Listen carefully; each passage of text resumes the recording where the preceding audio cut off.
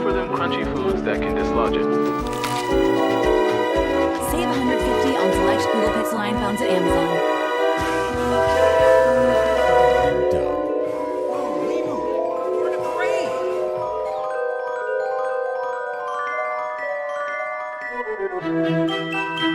The ingredients.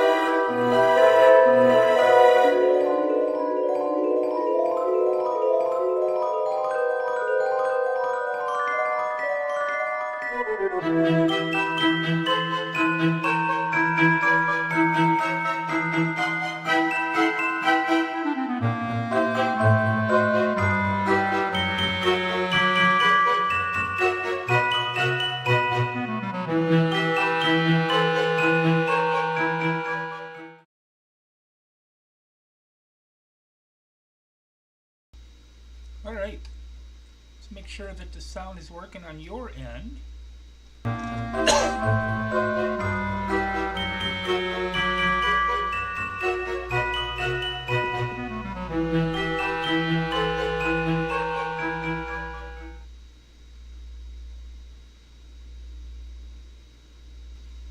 Alright, let's make sure that the sound is working on. Okay. Make sure I didn't freeze up again. I swear, my computer hates me. Anyway, so give me just a moment to finalize this crap, and we're going to get this all started.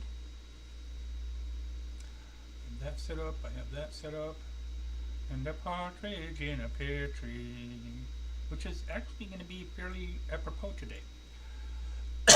So, those of you who are in the chat room already, I think Geek is the only one so far. Where the hell is my YouTube? There it is. It's the only one I see anyway. I am the Celtic Cook. This is the Celtic Kitchen. This is a channel that has mostly to do with Irish stuff, as my grandmother would say. I am of Irish, mostly Irish descent. Was not raised in Ireland, more's the pity. And we do a lot of Irish stuff. I always do jokes. I always start out with jokes. Can you hear me? Let me check my mic. Seems to be working on my end, but I might need to raise that. Of course, you know, because I've been doing a show where, yeah, of course, I don't know why. Let's see if that works now. Let me know if that's any better. Anyway, I've been doing this show, well, various and sundry forms of this show, but this channel for about 4 years now. And I just decided after 3 years of politics and activism and whatever, I still do that in a different venue. I just wanted to kind of pull back a little bit. And I put the show on hiatus. I think my last show prior was in December. Could be. I just turned up the volume on my mic. So let me get a little closer to the mic too. That might help. So you know, last December I ended the show. You have too many tabs open. Gee, you sound like me. I have 4 browsers open right now and probably 7 or 8 tabs on each one. Fortunately, my computer can handle it. I have an HP Pavilion gaming laptop. Yay. And so, you know, but then I felt kind of guilty in a way, you know, because I wasn't doing the show and I had a lot of people who liked the show. So I was trying to push myself to go back and kept saying, oh, I'm going to go back and oh, I'm going to go back. And I just, you know, I was burnt out. I did almost 300 shows. Thank you, Geek. So I took a longer hiatus and I thought, you know, I want to get on YouTube again, but I don't necessarily want to do that content. And then it just popped in my head one day, you know, as many things do if you know me. What if I did something involved with cooking? I've been cooking for literally over half a century now. Obviously, when I started, it wasn't obviously, you know, any real good. I was, I think, 9 when I first started with adult assistants cooking on my own. 4 browser windows and 30 to 40 tabs. Yeah, same for me. Except I have 5 browsers. Ha! And but you know, I've been, you know, and I'm not saying I'm a perfect cook by any stretch of the imagination. There's a lot of cuisines I don't know. There's some cuisines that I do know a little bit about, like for example Ethiopian, one of my favorites actually. But there's a few Israeli, Syrian, Irish, of course, and Yankee. I'm a Yankee that I know quite well, and unlike a lot of people who are melanin challenged, I'm not afraid of spices. And by spicy food, I don't just mean hot, although I do like hot food, but spices, you know, garlic powder, onion powder, turmeric, cumin, you know, whatever. You know, not just cinnamon in your cookies. And so like I said, I've been cooking for 50, God, I gotta think now, 55 years? Yeah, 55 years. So you figure I should have picked up something by then. So I decided to do that, but I didn't want to just do cooking because I love Irish culture, obviously, hence the show.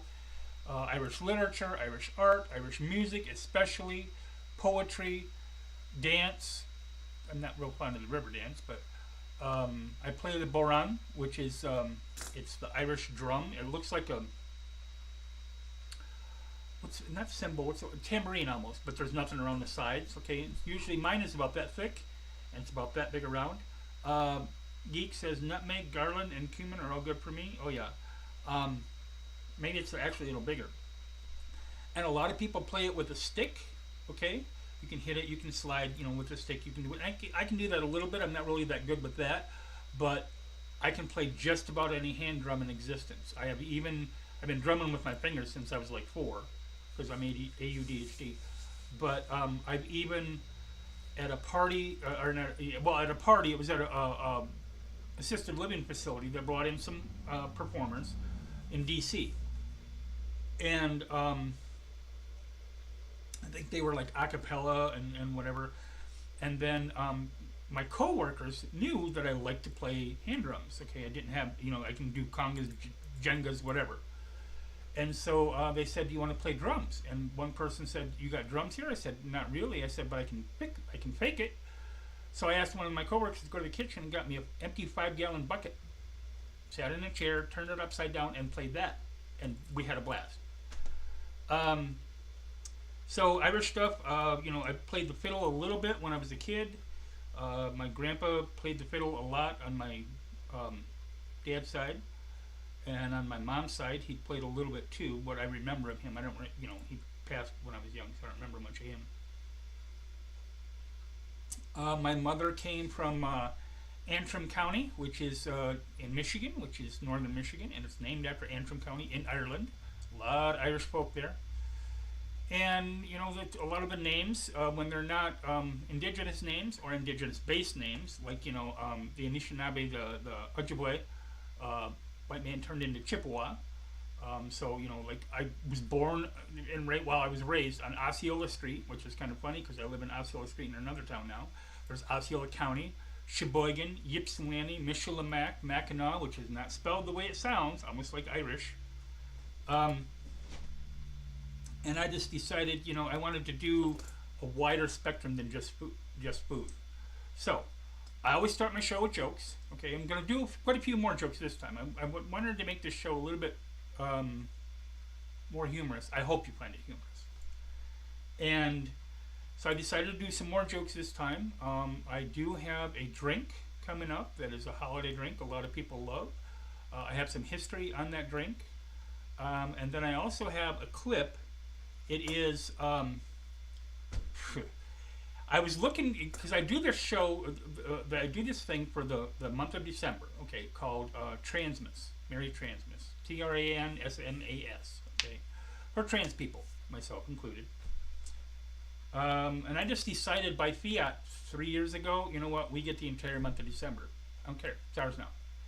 So I made a design, which you can see in the corner there, okay, I made a design of the tree. The star on the top, I don't know how well you can see that, but the star on the top is striped in the trans flag colors. In rainbow colors on the bottom, it says Merry Transmas, December 1st, December 31st. So what I do is, every day, I focus on, and I do a clip on, in some way, shape, or form, a queer artist or a group that has a queer artist in it, or an actual artist, painter, author. Excuse me. This month there's going to be an author. There are 3 painters who are indie painters that I have met while I was on Blue Sky. Love Blue Sky. And talking about the show and whatever. And so they are going to be featured in the clips as well. And we're doing clips during the week, I should say. And on the shows on Sundays, I do not live music. I play a clip of music. Okay, I have to be really careful with YouTube and their copyright, BS and whatever, all that stuff. So I'm currently fighting I did a show a month ago, or more, with Sinead O'Connor and the Chieftains, their cover of Foggy Dew. And I got not a strike, but I got a copyright warning, and they yanked the audio and whatever. So I'm currently in the middle of battling that. I don't care about monetization. I have, I have 40 followers, something like that, whatever. You have to have 1,000. I'm not worried about that. I just don't want the videos to be pulled. And so I do, like I said, I do jokes. We're going to be focusing on a liquid drink, which can be alcoholic if you want, or not if you don't. And the history behind that, a little bit more history, and then we're going to be focusing on this clip that is an X-rated version, and believe me, it's X-rated, of a Christmas classic. I happened to be looking 3 years ago, for different videos, and things to, to showcase for the show. And for some reason, I don't know why, it showed up on my YouTube feed, and I looked at the title and it's like, what the fuck? So, yeah. So I was like, oh, okay, I should check this out. Geek says I should really cook more when I have time. I have plenty of time. It's just, cooking for one person is kind of boring. I do have family that I cook for on occasion. And once in a while, I just like to be ornate just because. I mean, I can cook an 8-course meal, or I can eat macaroni and cheese. I don't care. So that clip is going to be, I'm going to play it in its entirety, but I have also removed some stuff there. I'm hoping, and kind of broke it up a little bit, so I'm hoping that will help with any copyright issues. So we're going to get started here. So I'm going to do some visual jokes first, memes, if you want to call them that. And then I'm going to read some written jokes. So let's switch the screen here. Make sure this works. Or not, as the case may be. Whoops. Okay, well, at least if you know the person, you recognize the face. Oh well. As my cousin says, I'm a professional. Okay, so here's number one. I thought this was cute. I don't know how well the text. Yeah, his face shows up. Okay, believe me, it's not something that is normally associated with this guy. He was an actor. 2 TV series that I know of for sure. A narrator of a ton of stuff. He had a great deep, I don't know if you call it bass or what's the word I'm looking for, baritone voice. But yeah, it says, for today's practice, I want you to fly left around the trees, up and around the workshop, back down around the trees, and what are you laughing at? What are you guys laughing at? As you can see. Also, by the way, this show, like I said, because the clip itself is X-rated, there's not every single thing in this show is going to be X-rated or racy, to use that term, but a lot of it is. Okay, because I just felt like it today. So let's cover that up. We're going to go to the next one. This one I thought was kind of cute. It's a little different than almost like a Gahan Wilson cartoon. In fact, it might. No, I don't think it's his art style. But that's an older cartoon. I don't know if he's still alive. That's an older cartoonist. If you don't know him. He was featured in Playboy and not Wall Street Journal. A whole bunch of different newspapers and stuff. It says, "Dear Santa, if you leave a new bike under the tree, I will give you the antidote for the poison I put in the milk." Kimmy. I like that attitude. Let's see, and then for the last one. This was my favorite of the memes, okay? And the text should be large enough.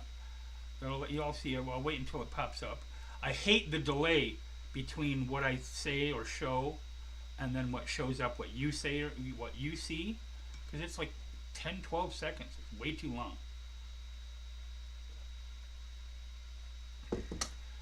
That's a little bit different form of charades, I guess. I don't know what this particular cartoonist, I can't remember who it is, I know I've seen his work before, has this thing where there's like a bunch of cartoons I saw have that little crown on top of the one guy's head for Christmas stuff, and I have no idea where he got that from. So maybe if anybody knows, they can pop in the comments or in the chat or in the comment section below or whatever. All right, so we're going to leave that up, and we're going to go to the verbal jokes if I can find my showrunner. Give me just a second here.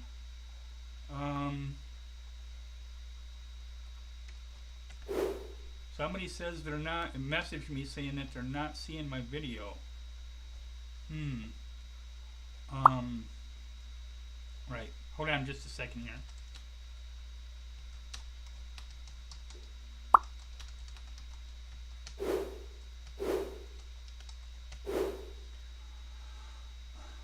first day of Christmas, my true love gave to me a partridge in a pear tree. On the 23rd day of Christmas, my true love gave to me. Anyway, so hopefully that person can come in. It would be nice. It's me, Mario. Alright, so where the heck is my showrunner? Like I said, I'm a professional. I need a producer is what I need. Somebody to run, to run camera and stuff. But, I don't have the money to pay somebody. I'm not going to ask somebody to do it for free. So, showrunner. Alright. So, these are verbal jokes only. So that's why I left the little cartoon up. Okay, so jokes / riddles. I will give a few seconds to for people to be able to respond if they know what the answer is or know what they think the answer is. It would be kind of cool to see what somebody would if they could give a different punchline, because a lot of these are just like what they call them one-liners, but they'll have a question and then an answer after that. So this first one says, ba-da-dum bum ba-da-dum bum, would you like to swing on a star? Carry moonbeams home in a jar. Okay. Let's see. Many Fines says I'm here. Cool. Glad you could make it. Alright, so Many Fines. What do you call an elf wearing earmuffs? I'll give about 10 seconds because I hate that delay. I'll give about 10 seconds for people to respond, see if they have any possible answers for that. It is currently, look out my window, there's still snow on the ground, but it's about half melted. I mean, a lot of the grass is sticking up through the snow. We had, I think it was like 4 inches of snow over a period of a day and a half or whatever, which is nothing normally for Michigan, but climate change. So that and like the temperatures the next, I knew they were going to go away. The next 3 or 4 days it's supposed to be like close to 40, and then today's Sunday, so tomorrow and then Tuesday morning it's supposed to rain, so all that snow is going to go away. Then the high on Friday is supposed to be 17, and of course no snow. Now here's the thing, it can here in Michigan get too cold to snow. And people who hear that for the first time are like, "What?" Because there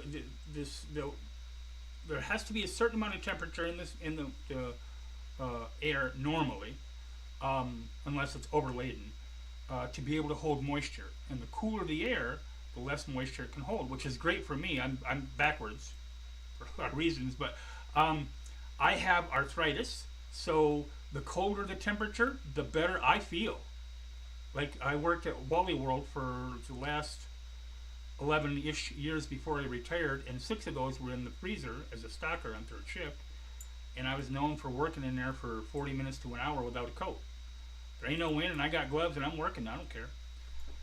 So, where the hell was I?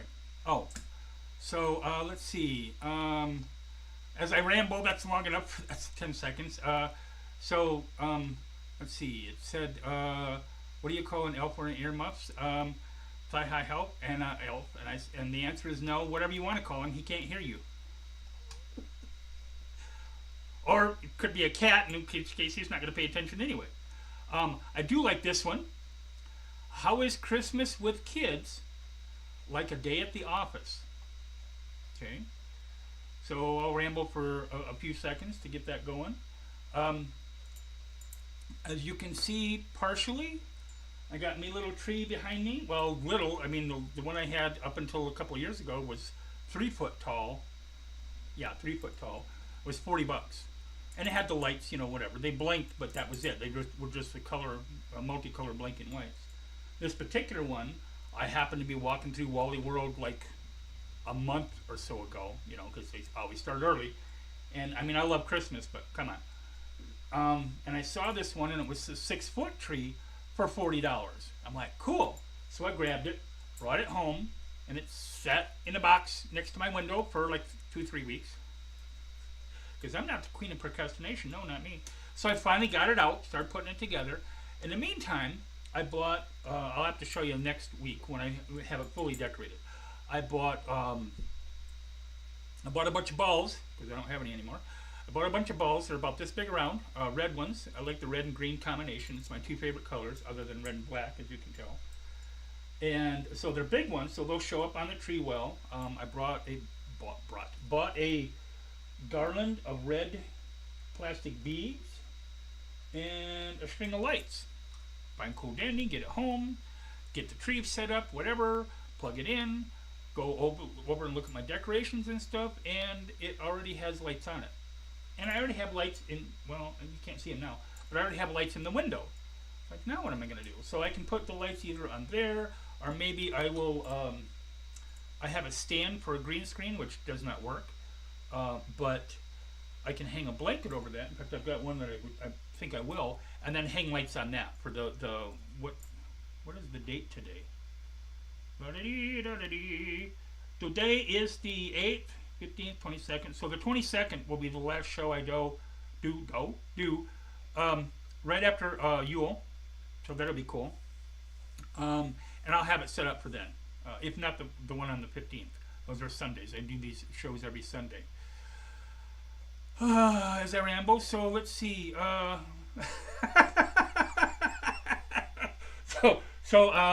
The question was, let me get back to the question, okay? Because I remember like half of the question. Where the hell is my... No, I hate my computer, and I hate my computer. Anyway, the question was, how is Christmas with kids like a day at the office? Many Fine says, too many managers, not enough staff. Close. And then Mariah Carey wants you. Yeah. There's a great parody of that that Peter Hollins did. Check out his YouTube. It's, just look for Peter Hollins, Hollins. He's a great singer. He does a lot of work a lot of times with Home Free and a couple other does. He does stuff on his own. He does stuff with Jeff Castellucci, and just like their cover of Misty Mountain Gold, something like that. The one from The Lord of the Rings is just phenomenal. But anyway, so how is Christmas like kids of the day with kids like a day at the office? You do all the work, and the old white guy in the suit gets all the credit. Why does Santa land on your roof? Because he likes it on top. And the last one, Hollins. Yeah, thank you. That's the correct spelling. Yeah, it's Hollins. I mean, I love acapella, so especially around Christmas time, Home Free, Pentatonics, and Voice Play. Those have been the three powerhouses in acapella on YouTube for the last decade or more. Each one has like over 100 videos in their catalog, so to speak. So go check them out. All three of them. They're just brilliant. The fans of Voice Play are called Voice Players. The fans of Home Free are called Home Fries. And the fans of Pentatonics are called Pentaholics. Okay.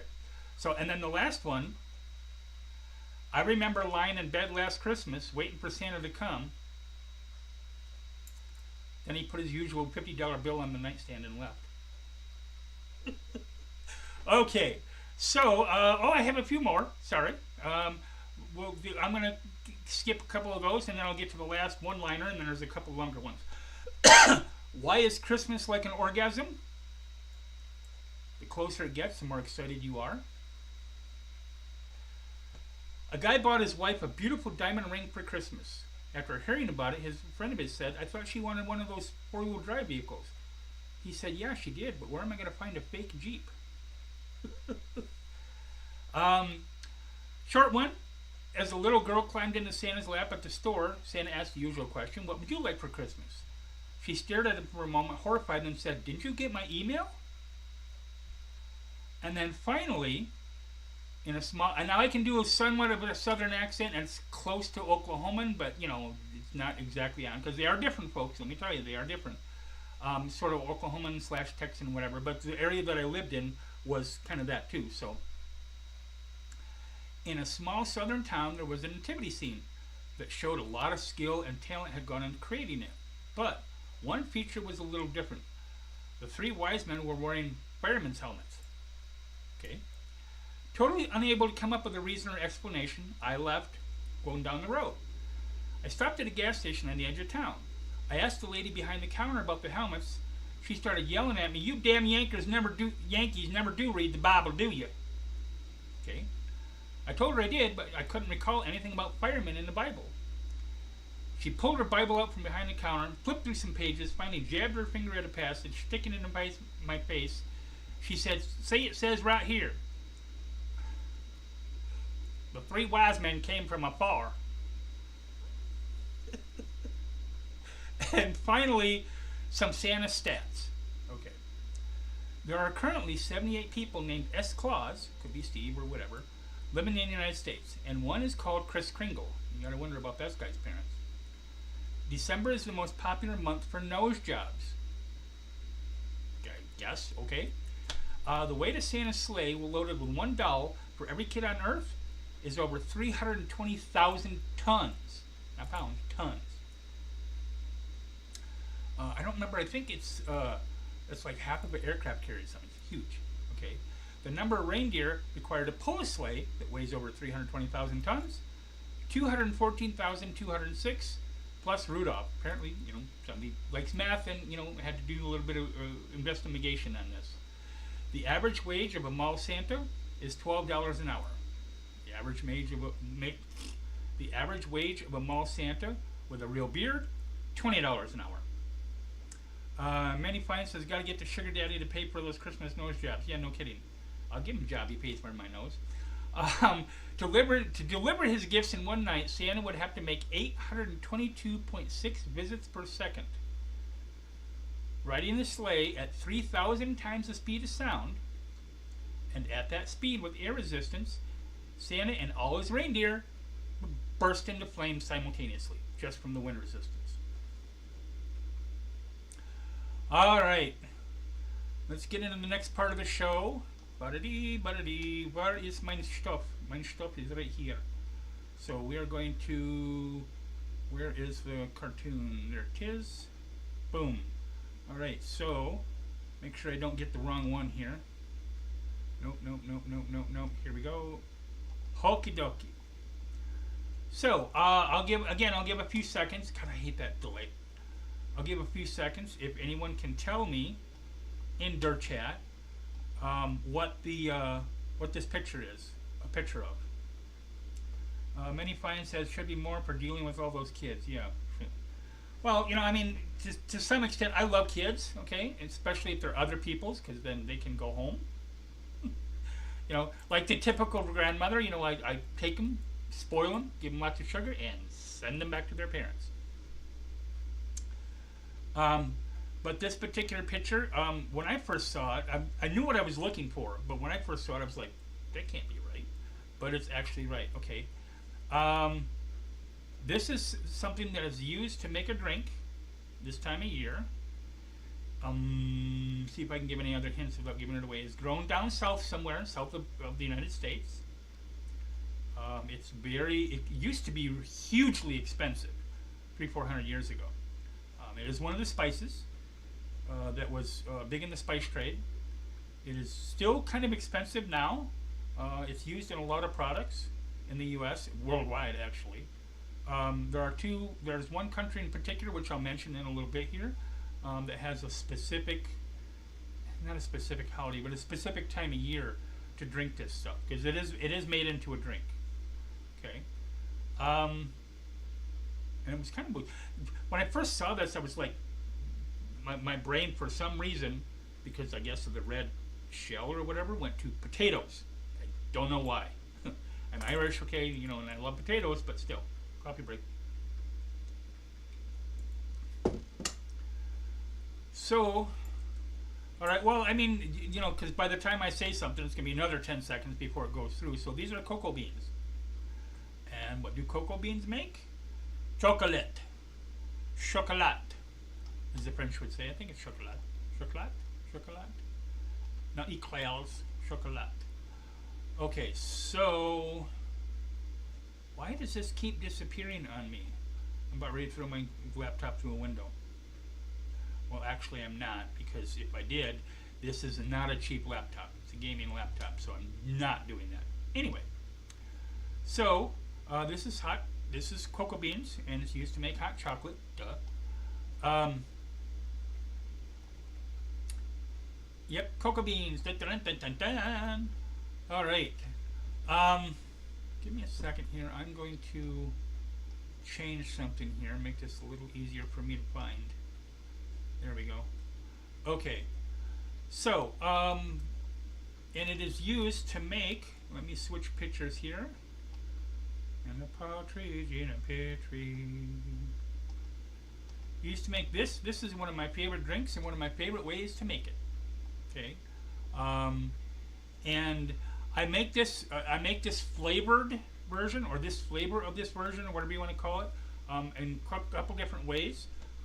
One is to use the implement that's sticking in the liquid. You'll see it here in a second. Or 5 minutes, you know how slow. There we go. But candy canes and hot chocolate, obviously. I use the candy canes to flavor the hot chocolate. I like to take boiling water when I make my hot chocolate. Okay, whether you boil it in a microwave, you know, I don't care if you boil it in a microwave. People are like, oh, you should cook it on a stove. Boil it in a microwave. I don't care. Whatever works for you. Okay. And sometimes people have a difficulty with the stove or the microwave. So whatever works for you is fine. You don't have to boil it.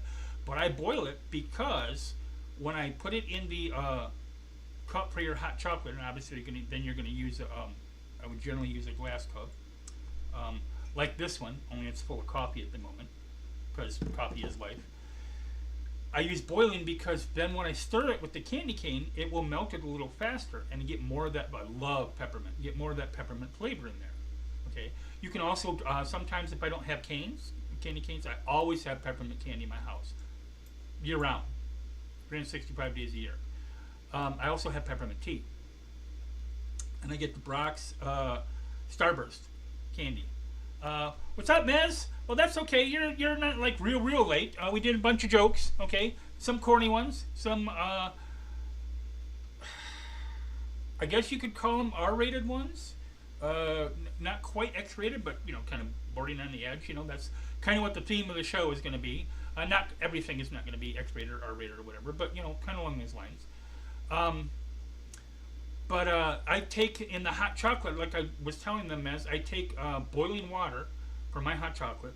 I stir up the candy cane, or I drop one of those little Starburst red and white candies, peppermint candies, in the hot chocolate. You can, of course, you know, you can use cinnamon candy canes or lemon candy, whatever you feel like. You know, whatever your taste buds, you know, go for it. Some people use schnapps. When I was drinking more than what I do now, and I've never drank like a ton, except in my 20s. But when I was drinking more than what I do now, I would put like just a teaspoon, not a whole lot, of either cinnamon schnapps and hot chocolate is really good, or obviously peppermint. You could use wintergreen. You can, you know, any kind of mint really is good with chocolate. The combination thereof. Or I just thought of this myself. I've never even tried it. Butterscotch would be really good, especially where there's original. But you know, you can get the like the Brock's butterscotch or whatever. It doesn't have to be really expensive stuff. You know, because you're going to melt it and or put it in your coffee cup anyway. So coffee has also been used, to get back to the theme of the show a little bit, as an aphrodisiac. You know, it's been known in our culture. We're going to get to other cultures in a second here, but it's been known in our culture that it's the candy of love, as one person called it.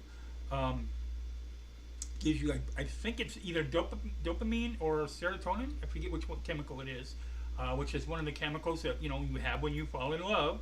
You know, so the stereotype is, you know, men do it too. Believe me, they do it too. But women, you know, either use chocolate as a form of anodyne for losing a love, or use chocolate as a form of just, you know, they don't happen to have a love at the time, and they use chocolate to make them feel good. And it makes everyone, unless, you know, you have a chemical imbalance in some way, shape, or form, obviously, it makes everyone feel good. Let's see. So we're going to go back to the Mayans, 2,500 years ago. So 600 BCE, 500 BCE, somewhere along those lines. Okay. They made a bitter chocolate drink out of the ground cocoa seeds, water, chiles, and other spices. I've never, you know, for a while back last year, last November, December, like very briefly, they sold. I happened to be walking by the store, the candy aisle in the store, because candy aisle, and they sold jalapeno M&Ms. And I thought about getting a bag, but I didn't, and I regret that because I love jalapenos. So I might have to look online on Amazon or someplace, and see if I can find them again, because that would be kind of interesting. Especially if you put them in like a cookie, I wouldn't surprise, I wouldn't do it as a prank to surprise people, and not tell them. I don't like pranks. I won't pull pranks on other people. But hey, if you want to try this cookie, I made it, and it's got jalapeno M&Ms in it, and a lot of people would try it. A lot of people wouldn't, and that's fair. When the Spaniards came, the colonizers, we won't get into that, in the 16th century, it was still the same drink, okay, and it was taken for health benefits. There were quite a few health benefits.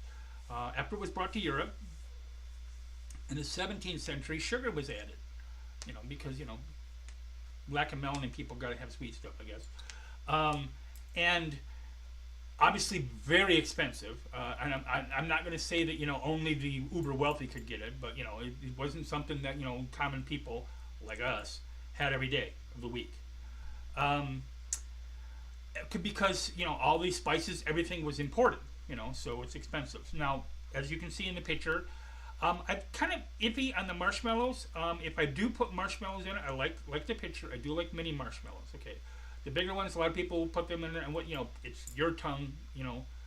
As I say in my descriptions, feed your belly, feed your tongue. Now it's time to have some fun. Whatever it looks like. Is that a star? Is that a straw, or a hollow candy cane, or something maybe? Because it looks like it's hollow in some way, shape, or form. But it also, with the brown, looks like it might be chocolate, which would be interesting. Chocolate on chocolate on chocolate. The only thing better than chocolate is more chocolate. I did try once. I'm not, as you can see, I generally drink black coffee. I like my coffee like I like my men. So hot I have to keep blowing. But anyway, I did try once. They had a what brand was it? Was it Nestle or what's the other one? Oh God, I can't think of the name. Anyway, one of the brand name brands, famous brands, a coffee creamer that was peppermint mocha, and I'd never tried it, and I thought, I'll try it. I found out a couple of things. One, I hate mocha. I love chocolate, but I hate mocha. So I will take cup of coffee and put a square Hershey's or whatever in there, okay, and throw it in the microwave and let it boil for like a minute and a half past the boiling point, okay, to melt that chocolate, stir it in or whatever, and that's good. I also use peppermint candy cane, because I bought this stuff, and again, I found out I don't like mocha, which I didn't know. And Paw Print reads, yes, there will be links to these recipes. Okay, in fact, give me just a second here, and I will name you the links. And because I've got one I did not add yet to the description. What I'm going to do is I always say I'm going to add it to the description, and I don't. So what I'm going to do is I'm going to pin this post to the top, so that you'll have the links to the I'm just going to call it prescriptions. Narf, Pinky and the Brain, Pinky and the Brain. Okay, so we have a food item that I'm going to mention later. I do have a link to the other recipes and whatever. So, and then also going to cover some other traditions from another country, even another country besides this particular one I'm going to talk about. So, whoops. There. Okay. Threw me for a second. I was like, nah. Yeah, I'm a professional. Anyway, so let me scroll back down here. I need to do this in like cards, obviously Word documents or whatever, but here's the first page, here's the second page or whatever. I think that might be better than just a whole scrolling thing, because I have to scroll back up and down. One of the jokes I had earlier, Mez, as I'm scrolling past this, was why is Christmas like an orgasm? Because the closer it gets, the more excited you are. So let's scroll down here. Chocolat, chocolat, chocolat. Some people like whipped cream on top of their chocolate. Some people don't. Some people like whipped cream in other areas. And I'll just tell you right now that or chocolate, okay? And chocolate's fine, it tastes good, but honey tastes just as good. It takes longer to lick off, and it doesn't stain your sheets. I'm just saying. You know, I'm a retired part-time sex worker. I have a little bit of knowledge of what I'm talking about. So we're going to flip to the next section here.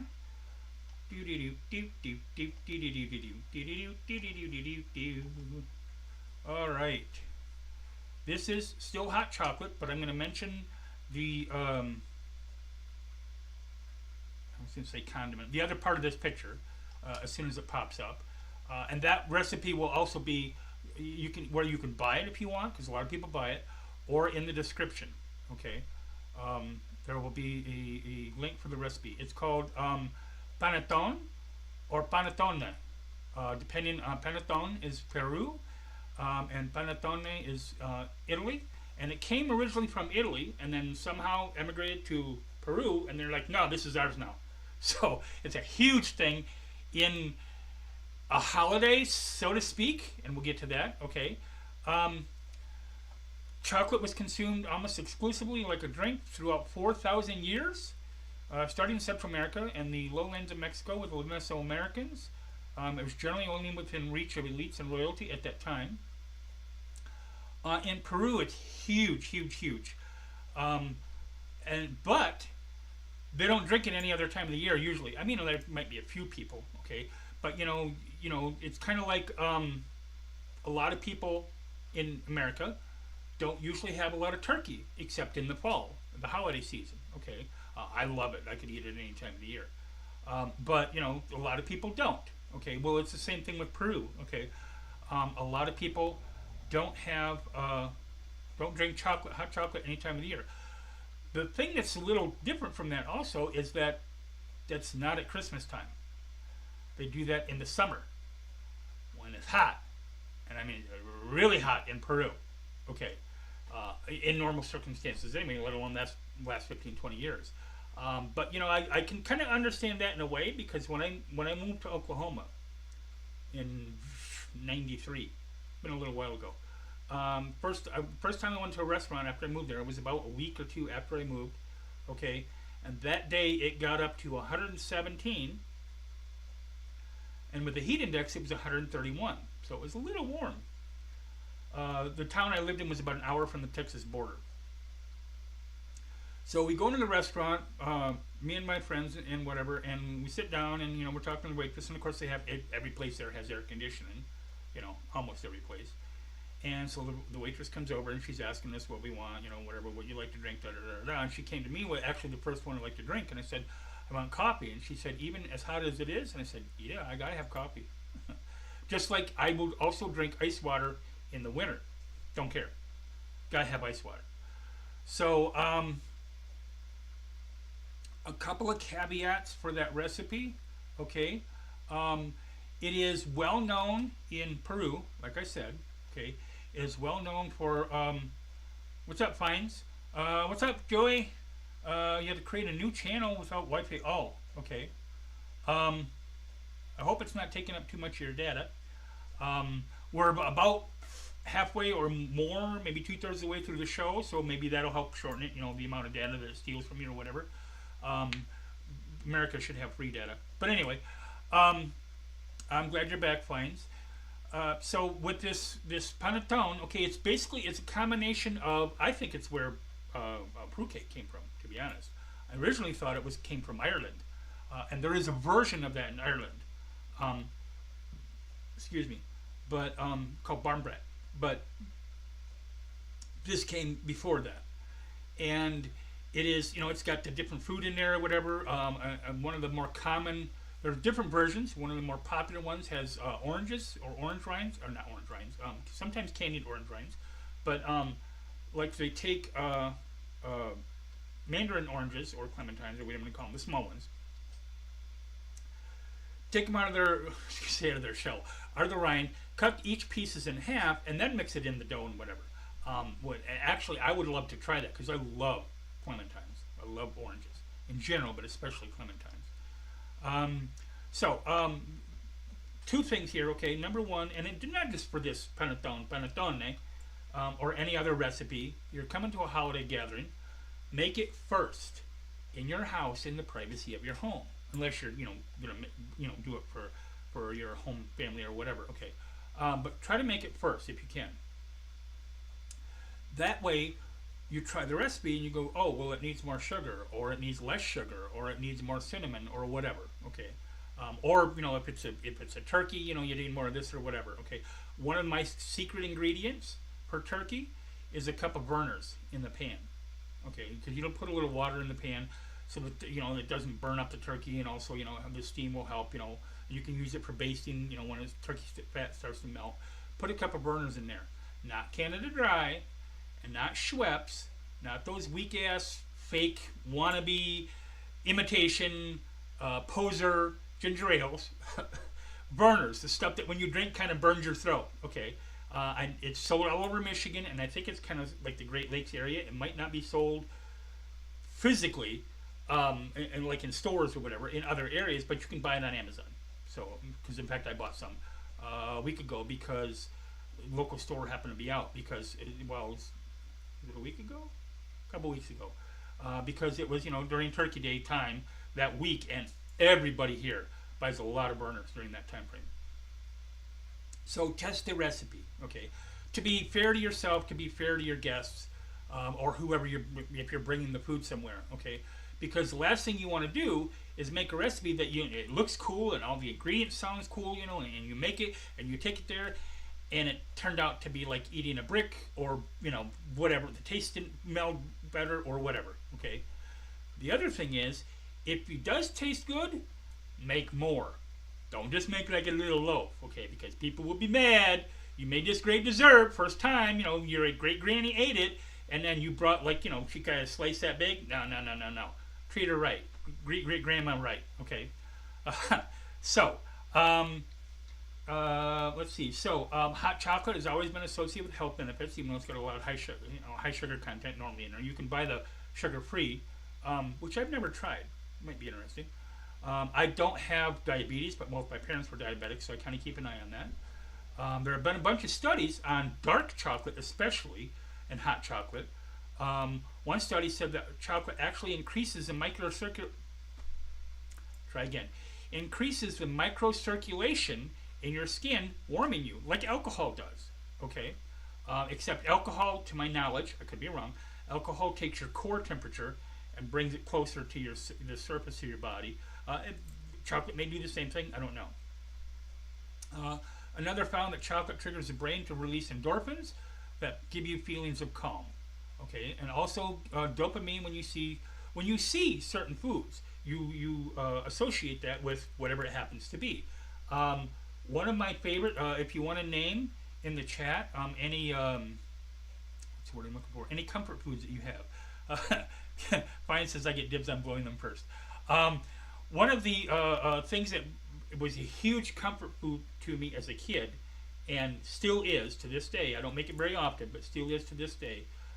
My mother, just about every Sunday, just because she felt like it. I think she just did it one day, and all of us kids, I'm the oldest of 10, fell in love with it, and so, every Sunday, like, here you go.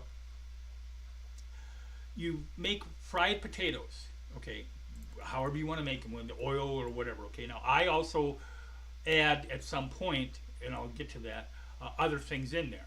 Mushrooms, onions, green beans. You drain the can of green beans. Just don't dump it in there with the liquid, okay? But you start out with your fried potatoes, your basic fried potatoes, and you add whatever. Okay, you can add whatever spices, garlic powder, onion powder. I wouldn't add Italian seasoning; it'd be kind of weird. But even Parmesan. I would add the Parmesan near the end. And then, when your potatoes are just about done and browned, okay, not burnt, but definitely browned, okay. In the meantime, in another pan, you're making sunny side up eggs, okay, fried eggs.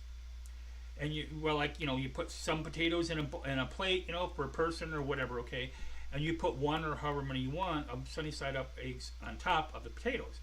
Cut it all up, liberally douse it if your diet and your taste buds allow you to do so, with salt and pepper, especially I love black pepper, ketchup, okay, not a whole ton, but ketchup, or you know what, another version would be hot sauce, barbecue sauce.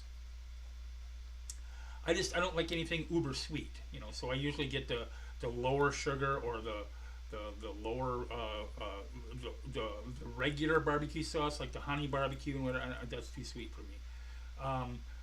Douse it on there, mix it all up, and I usually make like a small pan, okay? Because if I make a large pan, I'll eat the entire large pan. It's definitely one of my comfort foods. Potatoes, obviously, etc. You can put bacon in there. You can put sausage in there. You can put whatever you want. Okay. I have we'll get to this. Give me a second here. I have a potato hash recipe that's not a recipe. Okay. So this is the entire recipe. I don't need to look at the paper, nothing. Okay. This is the entire recipe. You get 1 to 2 large baking potatoes per person that's eating them. Doesn't matter how many. So if there's 3 people eating it, you get 3 to 6. Whatever their appetites are, whatever they're feeling like that day, whatever. Okay. Slice them up, fry them however you want to fry them, but don't fry them all the way through. About 3/4 of the way through. Normally, if you slice them thin enough, frying takes about 20 minutes. There's a shortcut for that. Okay. If you want fried potatoes on Tuesday, boil your potatoes Monday till they're completely done, soft. Drain them, put them in the fridge. Don't leave them out. Put them in the fridge. The next day, when you fry them, takes 5 minutes. That's it. Okay. And that's thoroughly done, thoroughly browned, and you can leave them a little less than that. This is a trick that restaurants use. This is why you can go into a restaurant and order whatever food you want, bacon and eggs and potatoes, okay, and it takes 5 minutes, 5-10 minutes, and your food's done. Because I'm telling you right now, if they slice those potatoes at the time that you order it, it ain't going to take no 10 minutes. You're talking 20 to 25 minutes for those potatoes. But anyway, so you boil your potatoes ahead of time, throw them in the fridge, cut them up, fry them up, however many you have. You put whatever you want in there. You can put onions in there. You can put mushrooms in there. If you put mushrooms in there, add them last because they tend to cook quicker. And so the onions will caramelize and brown, but if you put the mushrooms in at the same time as the onions, they'll burn or get too caramelized. So put your mushrooms in last, whatever other items you want, till it's 3/4 of the way done. Take all that out, put it in a baking dish, okay? Level it out kind of, and add cheese on it. All right, shredded cheese. Well, you can even use sliced cheese, but shredded cheese is better. Whatever kind you want. It can be pepper jack. It can be Gouda. It can be Limburger. I've never had Limburger, but it can be whatever. Feta. Actually, that'd be kind of cool. Feta. And maybe feta and cheddar mixed. But whatever kind of cheese you want. You don't have to have cheese if you want, but and then throw it in the oven at 400 degrees for 10 to 15 minutes, tops. Just enough for the cheese to melt and whatever, you can mix it up. Oh my God, it is so good. You get the carbs and the meat and the whatever. You can also use, if you want to be vegan, you can also use vegan sausage. You can use the tofu versions. Was it Morningstar Farms make a crumbles version that is based on tofu, but I use it sometimes in spaghetti sauce because it's basically like crumbled up hamburger. It has pretty good flavor in and of itself, but when you put it in something like spaghetti sauce or chili or whatever, it gets that flavor as well. And then I also, like I said, you throw it in the oven for 10 to 15 minutes, no longer than that, on 400 degrees, boom, you're done. That's the entire recipe. I have a couple other recipes like that as well. Okay, so the last thing we're going to do before the music, very briefly here, because I've been talking for, well, about an hour, so a little less than an hour, so it's not too bad. Let me scroll down here. That was Peruvian hot chocolate, by the way. Okay, so now, I'm going to go a little bit on this one, and then the next one is very briefly, and there will be a link. All right. So this is Éire or Dublin. There's also a festival in Galim or Galway. This is called the Christmas market, and as you can see, there's all kinds of stuff. There's castles and whatever. This is centered downtown Dublin. Okay. They also have, there's a river there, so they also have like a floating Christmas market. There's food, there's games, there's dancing, there's music. I've never been there physically. I wish I could go every year, but I've never been there physically. I was in Dublin, oh lordy, 1980. I was stationed in Germany. I was in the military, and I went to London and Ireland for a 3-day pub tour. And I remember the first 2 pubs. And I don't remember much after that, well, especially, it's been so many years or whatever, but 40 years odd. But I remember waking up the next day somewhere in Ireland. And a bunch of people, and this was like this, at first I was like, where the hell am I at? First of all, because I didn't know hardly anybody. I do recognize one friend there. Whatever building I was in had stone walls. Turned out it was an old castle that had been renovated for an apartment. And that's where everybody emigrated to for this apartment. Another beer bash. And, of course, Guinness. I almost never get a hangover. So I didn't have a hangover. I was tired, but that was it. So I walk out in the kitchen to see if there's anybody making coffee and way I can get coffee, and there was. And there's a guy standing there in a very heavy, not a brogue, but a very heavy Irish accent. And we started talking, whatever, and I told him, I have some Irish, ethnicity in me, whatever, and that was cool. And I said, so, by the way, where the hell are we? And he told me, I can't remember now, but he told me, and I was like, oh, I'm in Ireland. He said, where did you start? And I said, I started in London. So, but I had a blast. I loved Ireland, had a blast. If you ever get a chance to go, go. Okay, I mean, you're Irish or not, I don't care. You ever get a chance to go, go. So they have, there's food there. There's, you can buy souvenirs. You can buy all kinds of stuff there. You obviously spend a little bit of money there. And it's a 12-day festival. Okay, the 12 days of Christmas. They also have mulled wine, which is hot spiced wine. Now you'll see it occasionally on a show like Game of Thrones or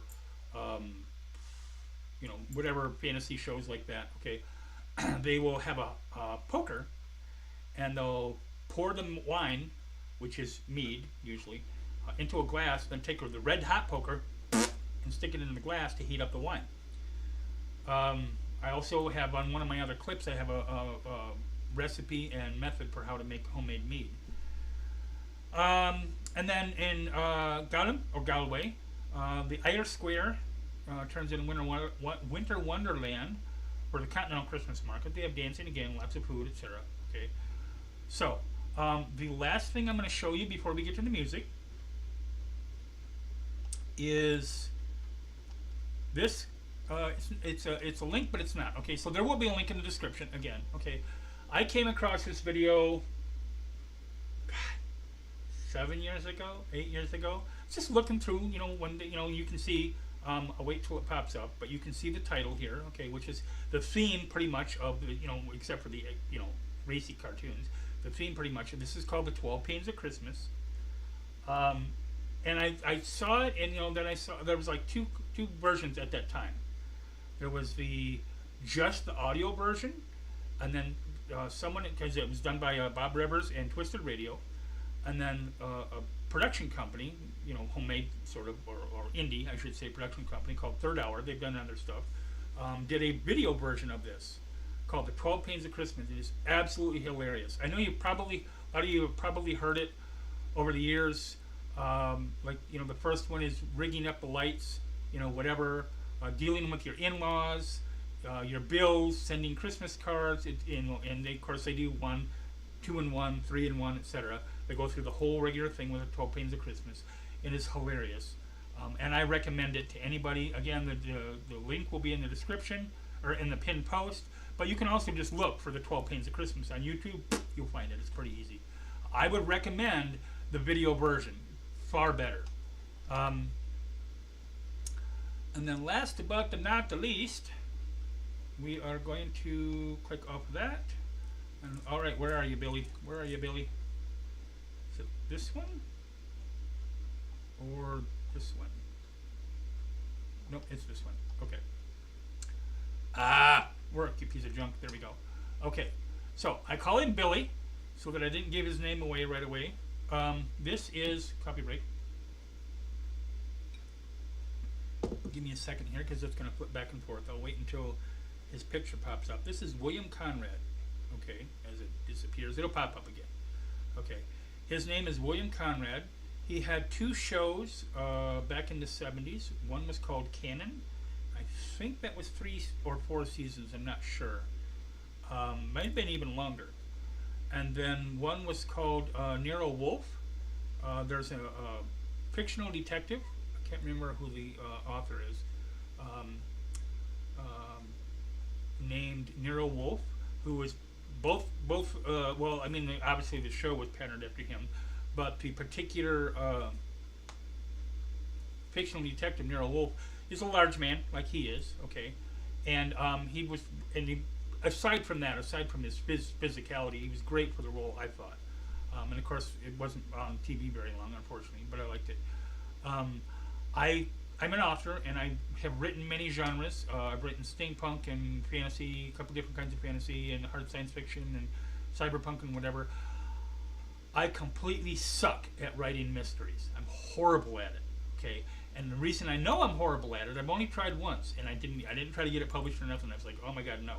The reason I know I'm horrible at it is because I can read a mystery. Like Ellery Queen magazine used to have a lot of mysteries where they would have the story all the way up until the end, and then on that last page they would say, now try to figure out who did it, okay, then flip the page and find out. And I was always wrong every single time. So but this is, like I said, William Conrad. He's a little bit more well known, at least in my case, being the narrator for the Rocky and Bullwinkle cartoons. And like I said, just a phenomenal voice actor. He's done other stuff as well. So we're going to get into this. Let me make sure everything is working here. So let's see. You're going to hear probably a little bit of an echo to start with, because I want to make sure that my desktop audio and that is working, and that the YouTube is working. Wo ist das YouTube? There it is. There is das YouTube. Okay. Nope, I don't want that small. I need to be able to see the chat. Today would be nice. Alrighty. So, welcome to live chat, whatever. Okay, so let's get this show on the road here, because this is going to be the last part of the show, and there's a little bit of brief stuff at the end, and then we're done.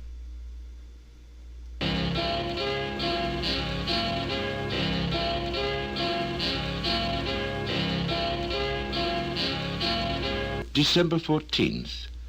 Dearest John, I went to the door. I'm going to restart this. Let me know if you heard that. Geek says, I remember the Rocky and Bullwinkle cartoon. Yeah, okay, so I happen to like cartoons a little bit. My obsession, my two obsessions, video obsessions, I should say, are Rudolph. I've seen it literally over 100 times. It's not an exaggeration. Came on in 1964. I was a little over 4 years old at the time. I've watched it every year since then.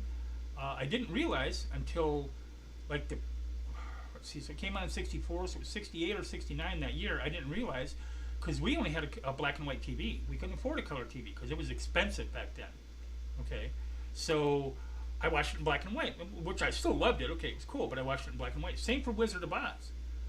And then I believe it was 69. I happened to go over to a cousin's house that year for the holidays and watched it, and was blown away. But I'd never seen a color. I mean, we watched other stuff before it came up, but I'd never seen a color TV before, a color show on TV before. Absolutely enthralled by it. And then when Rudolph came around and I saw all the colors and whatever, oh my God, I was just fascinated. And I have been fascinated ever since. You do not got to get into a trivia contest with me on the movie Rudolph. Geek says I enjoy cartoons too. Yeah. So I have every single Pink Panther, every single Foghorn and Leghorn, every single Daffy Duck, going all the way back to 1937. Every Bugs Bunny going all the way back to 1937. Same for Elmer Fudd. Rocky and Bullwinkle. There's another one I can't think of that I'm missing series-wise. But I have those. I have movies like Heavy Metal 1 and 2. It's a cartoon mishmash movie. You know what I mean if you've ever seen it, or look on YouTube for the trailer for it. Fantasia 1 and 2. I love classical music. The only kind of music I don't like is, I even like some country, oddly enough.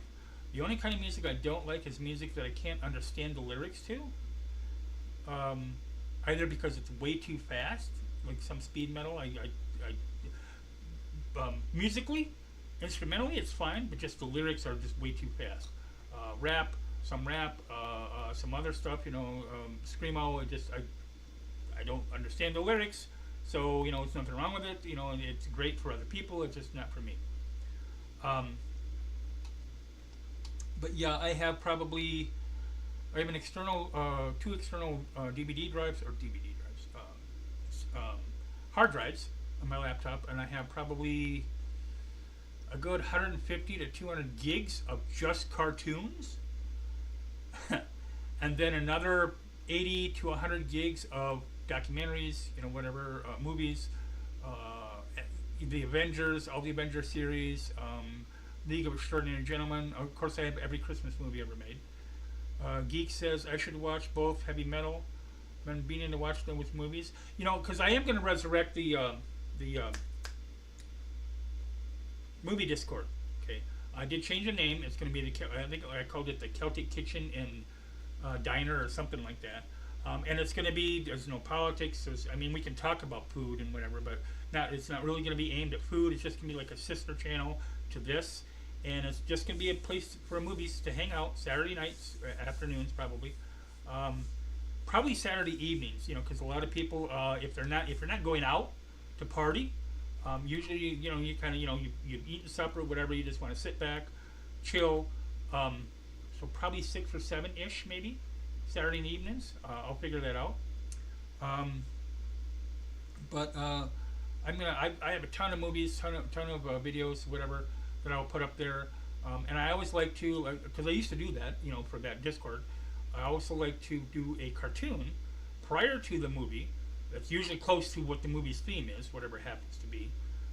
Because I remember as a kid going to drive-in theaters and seeing, cartoons and I might even do previews. That would be kind of cool. Just like a regular, you go into a movie theater and see that movie experience. So you'll start with the previews, then we'll do a cartoon. Then you do that little cartoon clip of "Let's all go to the lobby," if you've ever been in a drive-in theater. And then the actual movie itself. And the nice thing about doing it on a Discord is that I don't have to worry about copyright infringement or whatever. I can put on there the entire movie start to finish. So let's get this on the road. I will warn you ahead of time, as I believe I put in all the promos or whatever. This doesn't start out X-rated, but it definitely gets X-rated about a little over halfway through. Okay, and by the end, you have no doubt the level of adultness. It's a word now. Adultness that's in this thing. So let's get this going here.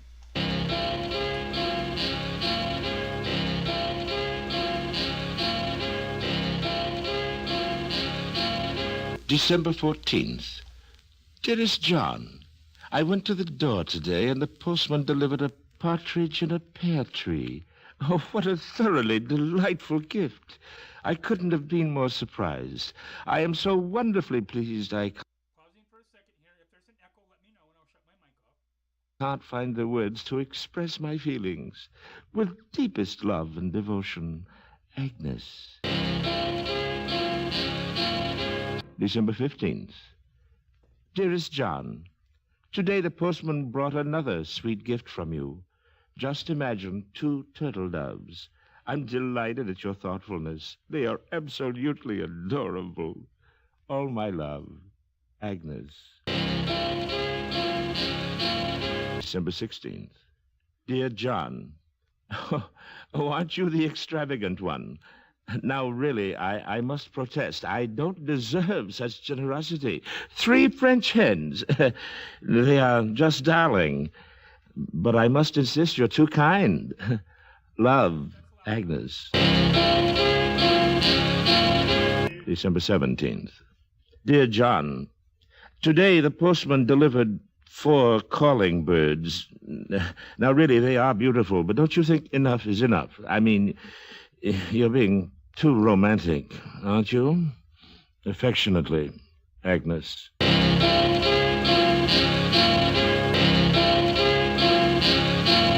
December 18th. Dear John, what a surprise. Today the postman delivered 5 golden rings, 1 for every finger. Well, you're just impossible, but I love them. Frankly, the rings are a relief because all of those squawking birds were beginning to get on my nerves. All my love, Agnes. December 19th. Dear John, when I opened the door today, there were actually 6 geese a-laying on my front steps. So you're back to the birds again, eh? Look, John, the geese are fine, but where in God's name am I going to keep them? The neighbors are complaining and I can't sleep through the racket. Will you please stop? Cordially, Agnes. Just real brief here. I can't remember what the amount was. Maybe somebody could look it up real quick. But somebody quite a while ago, and I'm sure maybe there's an updated version, estimated the cost of all of these things. Because when you do the partridge in a pear tree, then 2 turtle doves and a partridge in a pear tree, you've added another partridge. Each time you've added another thing of all the previous ones before, and it was expensive as heck, especially in today's prices. Here we go. December 20th. What is with you and these goddamn birds, John? 7 swans are swimming. What kind of a lousy frigging joke is this? There are bird droppings all over the house. They never stop with the racket. I can't sleep at night, and I'm a nervous wreck. It is not funny, John, so stop with the goddamn birds, okay? Sincerely, Agnes. December 21st. Okay, Buster. I think I prefer the goddamn birds. What the hell am I going to do with 8 maids a milking? It's not enough with the frigging birds and the 8 maids a milking, but they had to bring the miserable fucking cows. And they're doing you-know-what all over the lawn. And I can't move around in my own bloody house. It's so crowded. It's kind of funny. Sorry, let me turn my mic volume up. I didn't want it to go over to get an echo there. It's kind of funny, too. So when she mentioned the cows, first there's the cows, what am I going to do about these fucking cows? And then, so she used that word, and then she says they're doing you-know-what all over the lawn. I'm thinking, why couldn't they just, say you're shitting all over the lawn or whatever? But, hey, whatever. So that's how he wanted to do it. But it's still kind of, still definitely funny. Kind of cool. Here we go. So just lay off, will you, smartass? Agnes. December 22nd. God damn you. What are you, some kind of a sadist? Now there are 9 pipers a-playing, and Christ do they play. They haven't stopped chasing those goddamn maids since they got here yesterday morning. And the cows are getting all upset and stomping all over those horrible screeching birds. What the hell am I going to do? The neighbors are starting a petition to evict me. Oh, you're going to get yours, Agnes. December 23rd. You dirty, rotten son of a bitch. Now there are 10 ladies dancing. I don't know why you call those sluts ladies. They've been bawling the pipers all night long. And now the cows can't sleep, and furthermore, they've developed diarrhea. And my living room and my whole property is a river of shit. And the city commissioner of buildings has subpoenaed me to give cause why the building shouldn't be condemned. I'm sicking the police on you, Buster. One who means it. Agnes. December 24th. Listen. I'm going to pause this for a second, back it up a little bit so we can catch, the flavor of it. This is probably one of my favorite segments of this. Well, there's 2 more, okay, 24th and 25th, obviously. This is one of my, the last 2. It's one of my favorite segments of this. She expresses her displeasure most keenly. I'll just put it that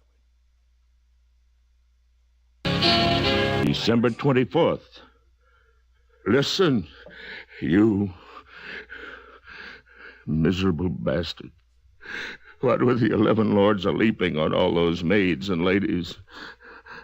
Some of those broads will never walk again. And those pipers ran through all the maids and have been committing sodomy for the last 8 hours with the cows. And all 23 of the goddamn birds are dead. They've been trampled to death in the orchard. And I hope you are satisfied, you vicious swine. Incidentally, I just found the words to express my feelings. You rotten, moth-eaten pig buggering moron! Go fuck yourself! Your sworn enemy, Agnes. December 25th. Dear Sir, this is to acknowledge receipt of your latest gift of 12 fiddlers fiddling that you have seen fit to inflict on our client, Miss Agnes McHoldstein. The destruction of our client's sanity has, of course, been total. In the future, all gifts and correspondence should be directed to our attention. If you should attempt to reach Miss McHoldstein at Happy Dale Sanatorium, the attendants have instructions to shoot you on sight. With this letter, please find attached a warrant for your arrest. Cordially, Badger, Bender, and Cahill, attorneys at law.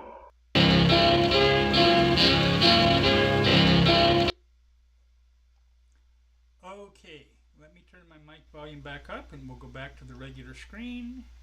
Da-da-dee, da-da-dee. So, it was sodomy with the cows. Okay, must have been Florida or something, I guess.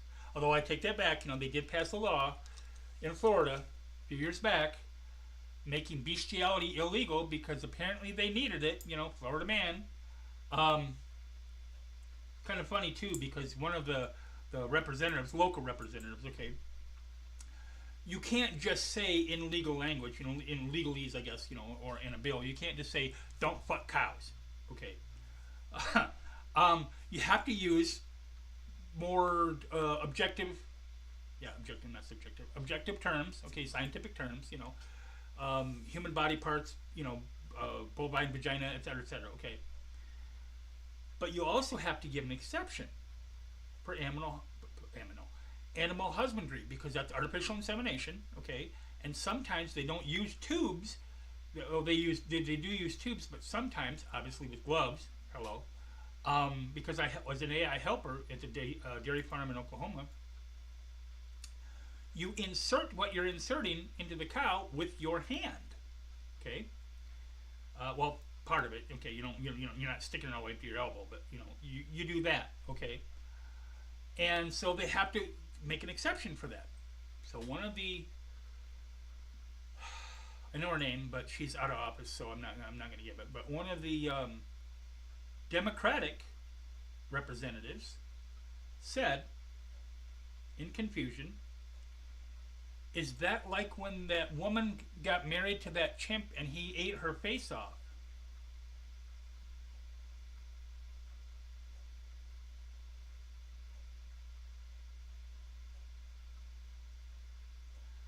And they elected her.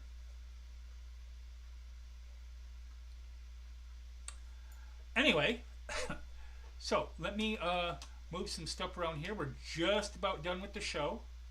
Okay. I don't want to grow up. I'm a Toys R Us kid. This is a song that does not end. There's your, is it earworm? Earwig? Earworm. I believe it is. Earworm. Earwig? Earworm, I think, isn't it? So remember to check out, there will be the link in that pin post, okay, to check out also the 12 Pains of Christmas. Great video, absolutely great video. And the links for the what do you call it? The recipes, stuff like that. There is a link down there. There will be for my link tree. Instead of listing 25 links or whatever, there's not 25, but instead of listing about 7 links there, that's just a hub. You click on that link or go to that link, and it will show the different ways financially that you can help support the show, because this does cost money. You can donate to the PayPal directly if you want. You can also, this way if you want to. The other way, you can get something back physically out of it. I do minimalist digital art, and I put that in merchandise, and I put that on stickers and coffee cups and t-shirts. I have 2 separate places for that. I was going to do it all in one with the stickers and mugs and the t-shirts, but the t-shirts there, I would have to sell at a minimum of $27 a t-shirt to get any profit out of it whatsoever. And it's very minimal, like $1.50, $2 profit per shirt. They get all the rest. And having said that, whoops, where the heck is my, there it is. Okay, so they get all the rest. And so I was like, there's no way somebody's gonna, and I wouldn't ask them it says, you give me that heirloom every week, and Geek says, I remember the chimp story. Yeah. I'm not going to ask somebody, I'm an almost purely unknown content creator. I'm kind of a niche, okay? I used to, but I don't do politics anymore. I do, Irish stuff and whatever, jokes, etc., etc.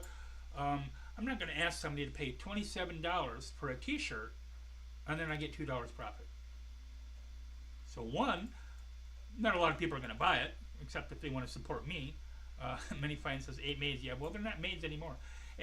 And well, sort of. Anyway, maidens, excuse me. They're not maidens anymore. So, $27 for a T-shirt. Yeah, if it's a Disney shirt or whatever, maybe. You're at Disney, you got the money, it's the experience or whatever, maybe. I wouldn't do it, but for me, no.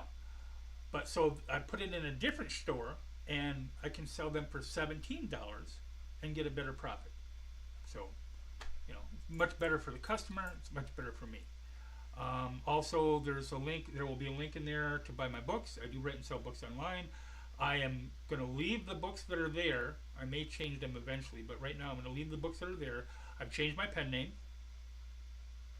And the new book that I'm getting ready to publish in a couple of months, that will be under my new pen name. Okay, my old pen name was Aaron Green, with an E on the end. My new pen name is Maeve O'Connor. Okay, I just think that fits better, the genre that I'm kind of starting to lean towards and whatever. But that will be on Amazon. Okay, and in the description, you can get them as ebooks, you can get them as paperbacks, and I'm working on 2 of them because it's not really cost effective for you or me to put the smaller books in hardcover, but the longer ones I'm working on 2 of them to get them in a hardcover version as well. I'm also be doing that and again gifting that to my offspring as the one will be a birthday gift. Actually, it'll be 2 birthday gifts. But anyway, so I'm going to be giving that book to them. I'll have it shipped to my house, autograph it, and then mail it to them. But so you can buy a book, you can support the books. I write in all sorts of genres: horror, science fiction, cyberpunk, steampunk superheroes, steampunk spy adventure, high seagoing fantasy, wizards and warriors and sorcery, and there's in that particular version a series of Tales of the Shadow Wing. There's the main evil ones are a Council of Cannibal Wizards, and then there's a Guild of Assassins. There's always got to be a Guild of Assassins in any fantasy thing, for the most part, called the Reachers. I have a modern urban fantasy, that is set in downtown Grand Rapids, modern day Grand Rapids, town in Michigan. It's a little over 300,000 people, and there's a bar called the Watering Hole, and it's run by Bob. Bob is a retired vampire hunter. He has a zombie for a waitress. He has a transgender woman who is a blood mage as a bouncer.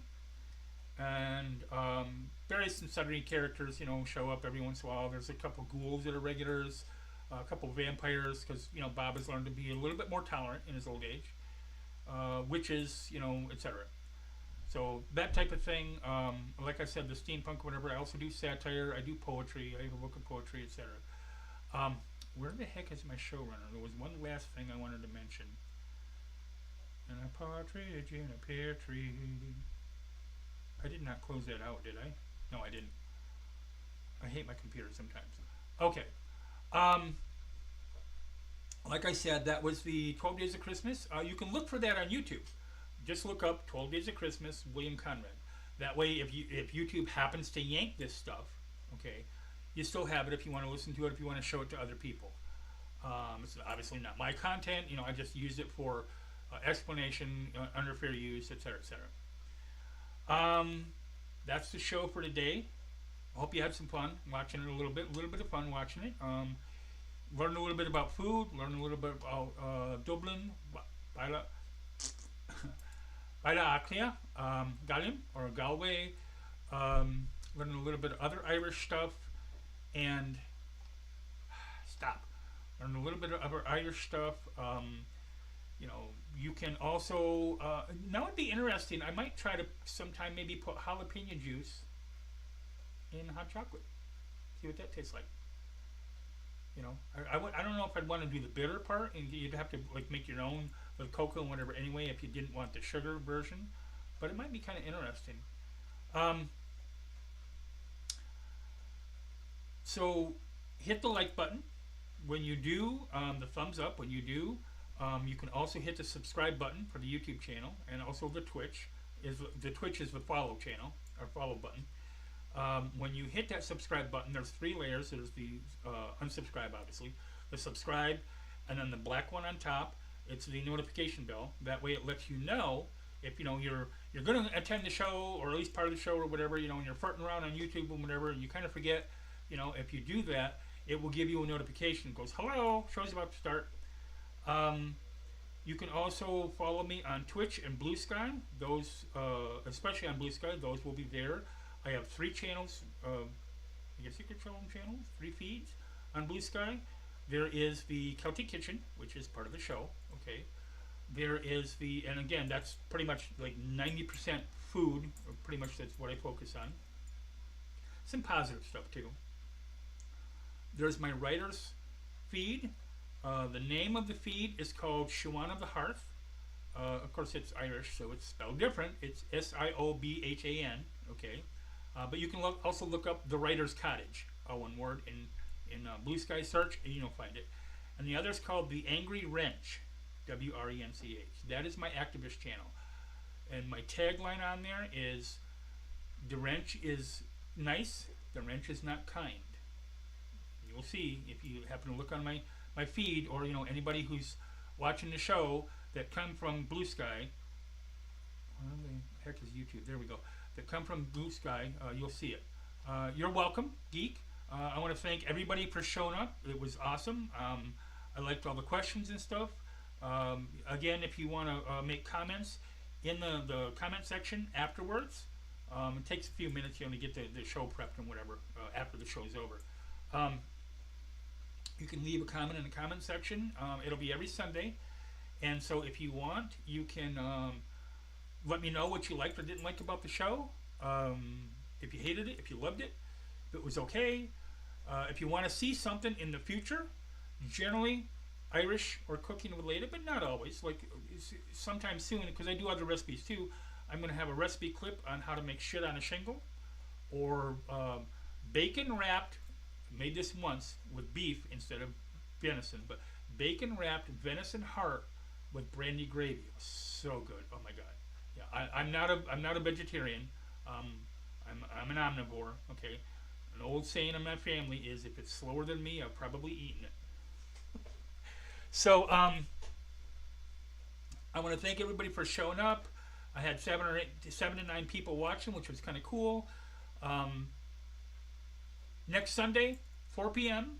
I'm not sure what days. I think that's the 15th, I believe. I have to count time zones on my fingers, so yeah, it's the 15th. Okay. I used to do, and still can, do 6-box matrices in my head, and I have to count time zones on my fingers. My brain's weird like that. Joey Fire says, "Later, peeps, hydrate and medicate." Absolutely.